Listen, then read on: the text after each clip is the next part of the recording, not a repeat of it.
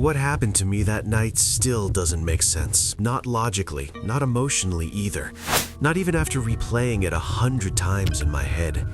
I'm not saying this to scare you. I'm saying this because I don't know how much time I have left to explain it properly. If you enjoy dark stories like this, subscribe to mrnightmare for more. This is not just a story. This actually happened. And after that night, my life stopped moving forward the way it used to. It feels like I'm walking towards something that already knows my name and is waiting. This started on a Thursday night, October 24th. I was at home, alone, lying in bed with my phone in my hand. Nothing strange, nothing dramatic, just one of those quiet, empty nights where I scrolled until my eyes burned. At 11:45 p.m., my phone showed a low storage warning. I sighed, opened my file manager, and started deleting useless things. Old screenshots, memes, blurry photos I didn't remember taking. That's when I noticed it. A folder I never use, voice memos, the audio recording app. There was a small blue dot next to it, one unplayed file. That didn't make sense. I never record voice memos, ever. Still, I tapped the folder. Inside was a single audio file. Not a random name, not numbers, just one word, FINAL.wav. I stared at it longer than I should have. I don't know why I didn't delete it immediately. I tell myself it was curiosity, but if I'm being honest, it felt more like hesitation, like some instinct quietly saying, not yet. I locked my phone and put it down. I'll check it tomorrow, I thought. That was my first mistake. I woke up the next morning with that same uneasy curiosity gnawing at me. By lunchtime, I couldn't resist anymore. I plugged in my earbuds and opened FINAL.wav. The first 30 seconds sounded like nothing, just faint rustling sounds. Footsteps, maybe the creak of a floorboard. I tried to dismiss it as static, a glitch, probably just some ambient noise my phone recorded by accident, I muttered to myself. But my thumb hovered over the play button again. Something inside me compelled me to listen just a little further. And then I heard it, my own voice, clear, disturbingly precise, complaining about coffee I had left on the roof of my car. I froze. I remembered that exact moment yesterday. How is this even possible? I rewound, listened again. The background noise matched too, the faint hum of traffic outside, the muffled pluck of a busker playing a badly tuned guitar. Every detail was accurate. But there was one problem, the timestamp, the recorded date and time. The file said it was recorded on October 31st, 6:22 p.m. That was 2 days in the future. I laughed nervously. A glitch, a corrupted file, that's all. I even showed it to a coworker as a joke. "Dude, your phone's haunted," he said, grinning. I laughed, but inside my chest felt tight, and the rational part of me, the part that trusts facts, was screaming. By the evening, alone in my apartment, I listened again. This time, I noticed a detail I hadn't heard before. The echo of a footbridge I cross every Thursday. The busker's song, faint and off-key, drifting through the recording. Then a new voice entered, Sam's voice, familiar. "Hey, wait up." But I hadn't met Sam at that bridge yesterday. And my own voice replying, "Sam, what are you?" That's when the first real chill ran down my spine. Then it happened, the sounds that would never leave my head. A screech, not just tires, but the sharp, metallic pitch of the number 14 downtown bus. My own sharp inhale cut off mid-breath. Sam screaming my full legal first name, the one only my family uses. The wet, sickening crunch. A pause, 3 seconds of silence, only a looping fragment of Wonderwall in the background. And then, my voice, whispering. It found the recording. The hair on my arms stood on end. I stared at my phone. The metadata stared back. File name 2024-1031-1822.wav. Date created October 31st, 2024, 6:22 p.m. My dentist appointment was scheduled for October 31st, 5:30 p.m. I would never be on that bridge at 6:22 p.m. And yet, the file said otherwise. Panic set in, not the abstract fear of a story. This was a fact, hard-coded into my device. I called Sam, casually. "Hey, were you at the footbridge yesterday?" "No," he replied. "Why?" I hung up. My stomach sank. I couldn't ignore it anymore. I had to verify it. I had to know if it was real or if I was losing my mind. By the next morning, I could barely sleep. The file replayed in my mind constantly, not the sound itself, but the certainty of it. My own voice, my own death recorded and time-stamped in the future. I decided to call my skeptical friend, the one person who could give me a rational check. "Dude," I said, trying to sound casual, "I think my phone's haunted." He laughed. "Okay, show me the file." I played it. He froze. "No way," he whispered. This can't be real. It's precise, but it's probably just a corrupted audio meme or something from a weird forum you visited." I felt slightly relieved, but deep down, I knew it wasn't a joke. The horror wasn't in the audio, it was in the proof, the metadata, the GPS coordinates, the timestamp, immutable, hard fact. It wasn't something you could argue with. Next, I turned to a tech-savvy colleague, someone who understood digital forensics. They ran diagnostics, scoured metadata, checked for edits, overlays, or any manipulation. "Everything is clean," they said. "No foreign apps, your cloud backups are secure, nothing tampered with," which is impossible. Their conclusion should have comforted me. Instead, it made me feel smaller, trapped, completely alone. If the data was pristine, the problem had to be me. Then came the hardest proof, my mother. I called her, casually at first. We laughed about a childhood memory, and then, accidentally, I repeated a line from the recording. Her voice stopped mid-sentence. "What did you just say?" she asked, her tone shifting. I played it, she heard it, and she paled. Not because it scared her in a typical way, because she recognized her own voice saying the words in a completely different context. This wasn't fabricated. This wasn't some AI deepfake. It was extracted from the building blocks of my life, reshaped into a night. The bootleg paradox. At this point, panic was no longer sufficient. Logic had failed me. Reason had abandoned the room. I stared at the timestamp again. October 31st, 6:22 p.m. The paradox became horrifyingly clear. 1. A recording exists of my death. 2. To record it, the event must happen. But if I change the event, avoid the bridge, cancel my plans, the recording could never exist. If the recording doesn't exist, I couldn't have heard it, and yet here it was. I later thought of it as the bootleg paradox. I realized I was caught in a temporal trap. The future had already written itself. The file wasn't a document, it was the original source, a blueprint for what was to come. I wasn't observing the future, I was living inside it. Every instinct screamed to avoid it. Every logical thought told me that avoiding it might be pointless, and yet I couldn't stop myself from studying the route, mapping the exact coordinates, timing the traffic, memorizing every detail. The paradox was complete. Temporal rigidity, the future is fixed.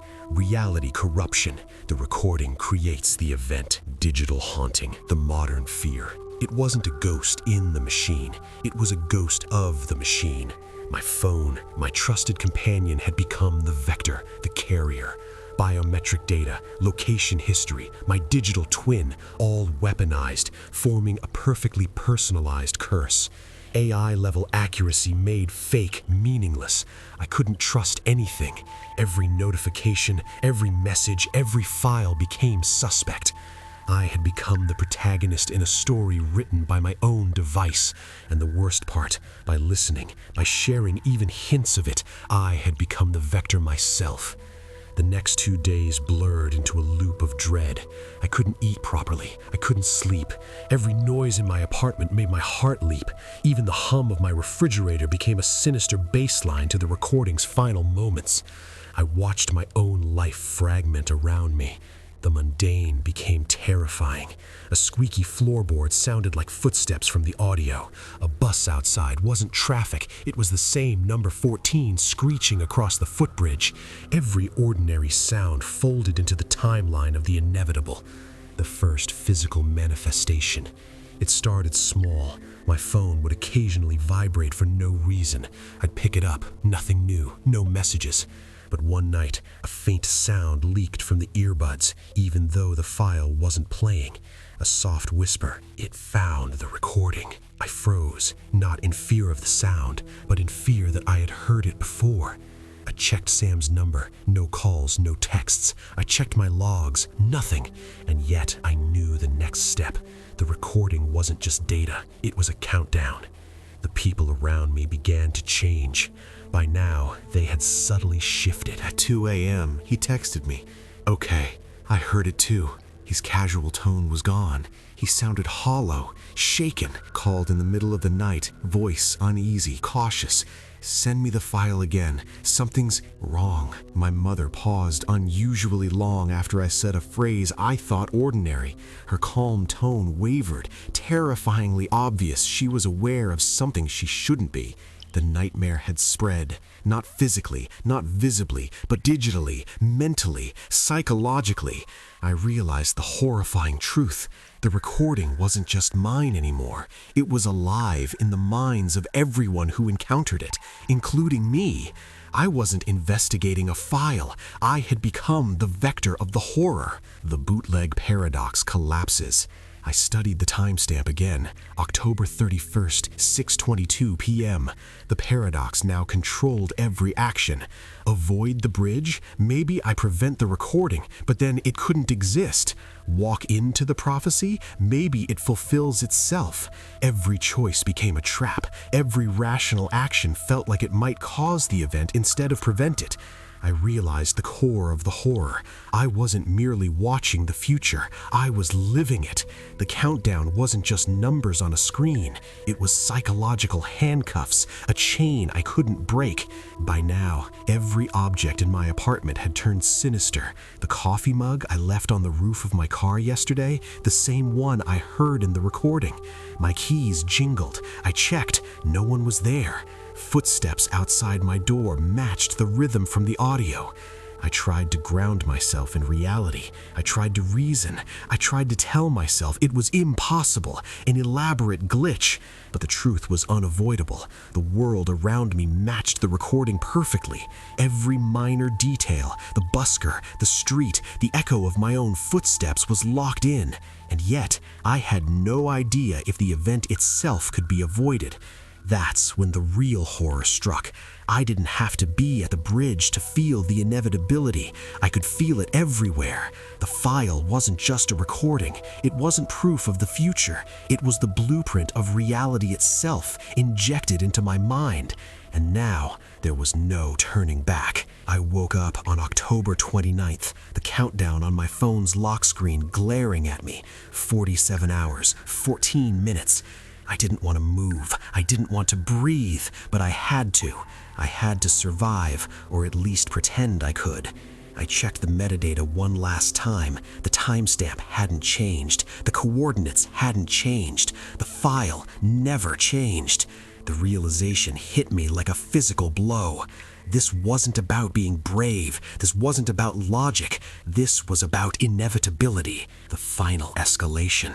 I left my apartment. The street outside was ordinary. People laughed, cars honked, a busker plucked at a guitar, just like in the recording. It was normal, too normal. I felt it, the dissonance between what should happen and what was written in my device. Every step I took, my heart drummed in my chest. Every intersection, every familiar sound became part of the countdown. The file had become a script I had no choice but to follow. And now, every person around me, friends, family, strangers, was unknowingly entangled in it. By now, I understood the truth. This wasn't just my story. This wasn't a file meant to remain isolated. The recording spreads. It infects the mind of anyone who hears it. It warps reality subtly, using the smallest, most intimate details of your life against you. It manipulates routine, memory, perception. And once you've heard it, you can't unhear it. I wanted to destroy it. I wanted to delete it, smash the phone. But something inside me knew, even if I did, the knowledge itself had taken root. I was already the vector. I'm sitting in my apartment now. The countdown continues. The file still exists. The metadata is still immutable. The coordinates point to the footbridge. I look at my phone. I look at you. If you've ever found a file you don't remember recording, If you've ever seen your own voice in an impossible place, check again, listen. Ask yourself, what would you do if you found a recording of your own death?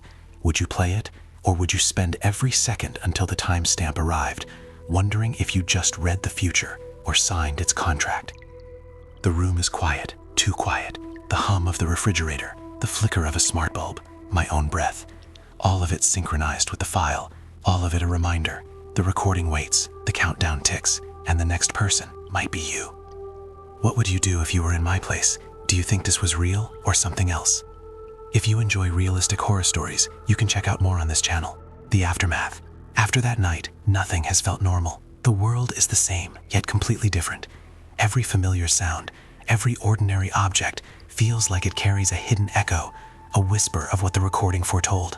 Even when I try to distract myself, scroll through my phone, watch TV, talk to friends, the recording lingers, in my mind, in the rhythm of my footsteps, in the way shadows stretch across the floor. I've stopped trusting my own perception. I check my phone constantly. The file still exists, immutable, counting down silently. I don't know if it will ever end, or if the moment it predicts is inevitable. And that uncertainty is a terror I carry with me every second. Some things are not meant to be understood. Some knowledge is a trap. This recording, this paradox, has shown me that even the smallest piece of information can twist reality around you. And that's the warning. If you ever find a file you don't remember recording, if your own voice speaks words you haven't yet said, do not assume it is harmless. Do not ignore it. It may already be shaping the path of your life, and you may already be the next vector. The countdown continues, the file waits, and the next person to hear it may be you. Remember, curiosity can be deadly, and once you've pressed play, there may be no turning back. What would you do if you were in my place? Do you think this was real or something else? If you enjoy realistic horror stories, you can check out more on this channel.